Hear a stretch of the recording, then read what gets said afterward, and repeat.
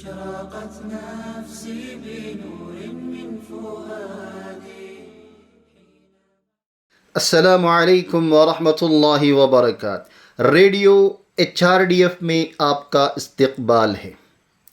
ڈیوجنس جو کہ ایک مفکر تھا، وہ معاشرے میں مثبت تبدیلی لانا چاہتا تھا. ایک مرتبہ سڑک پر چلتے ہوئے اس نے دیکھا کہ ایک آدمی سڑک کے بیچ میں ایک پتھر سے ٹکرا کر گرتا ہے.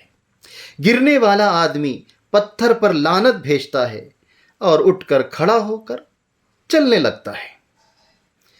مفکر ڈیوجنس نے سوچا کہ تھوڑا انتظار کر کے دیکھتے ہیں کہ مختلف قسم کے لوگ آئیں گے اور ٹکرائیں گے، اس کے بعد ان کا کیا رد عمل ہوگا. بہت سے لوگ پتھر سے ٹکرائے اور گرے اور پھر لعنت بھیجی اور کھڑے ہو کر چلے گئے.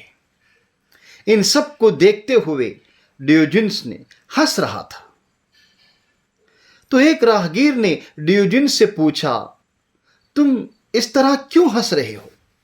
ڈیوجنس کہتے ہیں، دیکھو 10 لوگوں سے زیادہ لوگ راستے میں ٹھوکر کھا کر گر گئے ہیں اور ان سب نے اٹھ کر پتھر پر لعنت بھیجی، لیکن کسی نے وہاں سے پتھر ہٹانے اور دوسروں کو گرنے سے روکنے کی کوشش نہیں کی.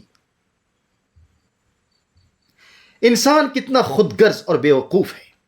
نبی کریم صلی اللہ علیہ وسلم نے ایک بار ایمان کے مختلف شعبوں کے بارے میں فرمایا. ایمان کے 70 سے زیادہ شاخیں ہیں، اس میں سے بہترین لا الہ الا اللہ ہے. ان میں سب سے کمتر راستے سے تکلیف دہ چیز کو ہٹانا ہے. حیا بھی ایمان کی ایک شاخ ہے. راستے سے تکلیف دہ چیزوں کو ہٹانے کا مطلب صرف پتھروں اور کانٹوں اور دیگر رکاوٹوں کو ہٹانے تک محدود نہیں ہے.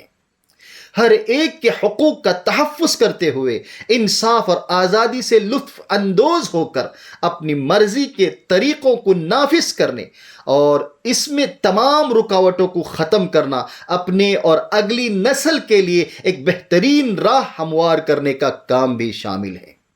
بطور مومن ہم میں سے ہر ایک کو اس کام کے لیے تیار رہنا ہمارا دینی فریضہ ہے. یقیناً یہ ایمان کا حصہ ہے اور ثواب کا کام ہے. اللہ توفیق دے، آمین.